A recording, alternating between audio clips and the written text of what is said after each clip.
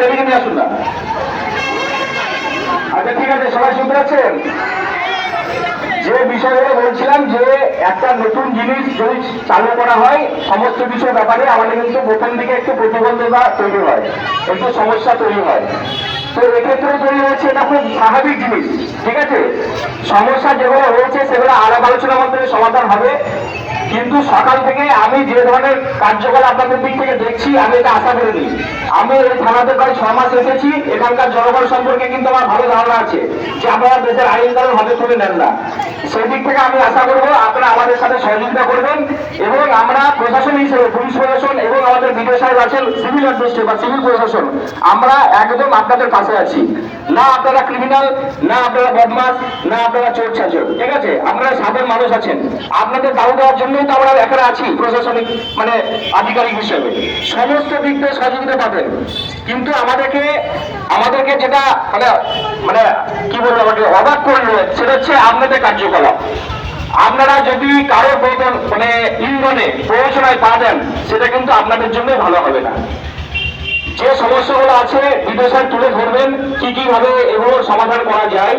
এরপরেও আপনারা লিখিতভাবে জমা দেবেন যার যা সমস্যা আছে। আমাদের এখানে অফিস থেকে বিদেশের নিশ্চয় কোনো আধিকারিককে নিয়োগ করবেন, তিনি ওগুলো জমা নেবেন, দরকার পড়লে আপনাদেরকে এক করে বেশি দেবেন, সেইগুলো নিয়ে আবার স্ক্রুটিনি হবে, মানে পর্যালোচনা হবে। দরকার পড়লে আজকে তো একবারে সমাধান হবে না। আপনারা আজকে সমস্যার সমাধানের জন্য যদি মনে করেন যে না আজকে হয়ে যাবে, সেটা কি সমাধান হবে? একটা জিনিস মাথায় রাখবেন, ওরা যখন চারা রোপণ করেন একদিনে কি আপনি ফসল পান, একদিনে কি আপনি ফল পাবেন? কোনোদিন পাবেন না। কিন্তু সেই দিক থেকে আজকে আলোচনা হয়েছে, সমস্যা তৈরি হয়েছে, আলোচনা শুরু হয়েছে, যত দিন যাবে সমস্যার সমাধান হবে। আজকে আলোচনাটা করুন, ভিডিও সাহেব আপনাদেরকে একটা পথ নির্দেশ বলে দেবেন যে এইভাবে সমস্যার সমাধান হতে পারে। পরবর্তীতে সমাধান হয় আমরা আবার বসবো, আমরা আবার আলোচনা করব, আমরা চেষ্টা করবো আপনাদের সমাধান যাতে হয়। ভিডিও সাহেব এখানে আপনাদের জন্য কিছু নির্দেশিকা দেবেন, সেগুলোকে মন দিয়ে শুনুন। ওসি সাহেবকে ধন্যবাদ। আজকে যারা এসছেন, যারা অন্নপূর্ণা ভান্ডারের আগস্টের টাকা পাননি তারাই এসছেন। আমাদের এখানে যারা দরখাস্ত করেছিলেন তাদের মধ্যে অধিকাংশই পেয়ে গেছেন এবং আজকের দিনেও কিছু ছাড়া হচ্ছে। 17 তারিখ থেকে টাকা ছাড়া হয়েছে, আপনারা জানেন একদম রাজ্য থেকে ছাড়া হচ্ছে। 17, 18, 19, 20 আজকেও বেশ কিছু টাকা ছাড়া হচ্ছে, যেটা আমাদের জেলা থেকে আমরা খবর নিলাম। আমরা প্রতিনিয়ত এই সমস্যাটার জন্য জেলার সঙ্গে যোগাযোগ রাখছি এবং কিভাবে এই সমস্যার সমাধান হয় সেটার চেষ্টা করে যাচ্ছি। এই মুহূর্তে আপনাদের অনেকের যে মেসেজটা আসছে নিজস্ব মোবাইলে, নিজেদের মোবাইল থেকে করতে হবে, যেটা ফার্দার ভেরিফিকেশন। আগে হয়তো সেগুলো দেখাচ্ছিল অ্যাপ্রুভ, আমাদের এখানে আমরাও দেখেছিলাম অ্যাপ্রুভ, আমাদের 80-90% মতো অ্যাপ্রুভ দেখিয়েছিল।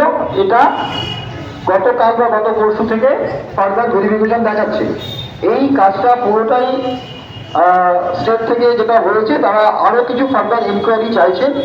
তো সেক্ষেত্রে সমাধানটা কি, ফার্দার ভেরিফিকেশন হলে সমাধানটা কি?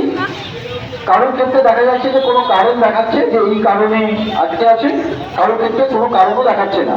তো ফার্দার ভেরিফিকেশন যা আছে ওখানে গিয়ে দেখবেন দুটো বোতাম আছে, হয় ক্লেম না হলে অবজেকশন। অনেকে অভিযোগ করছেন যে আমার পাশের বাড়ি পেয়ে গেছে, আমি পাইনি, যে লোকটা পাওয়ার কথা ছিল না তিনি পেয়ে গেছেন। তার সমাধানও আছে, সেখানে অবজেকশন ওখানে ক্লিক করে যিনি পেয়ে গেছেন অথচ তার পাওয়ার কথা নয় তার বিরুদ্ধে অভিযোগ জানাতে পারেন। এটা গেল অবজেকশনের কথা।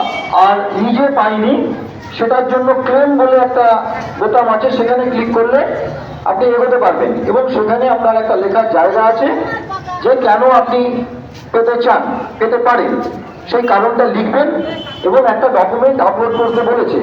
যাদের ক্ষেত্রে কি কারণে আপনাকে হোল্ডে রেখেছে সেক্ষেত্রে সেই কারণটা দিয়ে সেই ডকুমেন্ট দিতে হবে। আর যদি কারণ কোনো ডকুমেন্ট না লেখা থাকে তাহলে নিজেই একটা সেলফ ডিক্লারেশন, নিজে অনেক সময় একটা ঘোষণাপত্র দেন যে আমি এই, আমার নাম এই, আমার বাবার নাম এই, গ্রামের নামেই আমি এই জিনিসটা আছে, আমি এটা পাওয়ার যোগ্য, আমার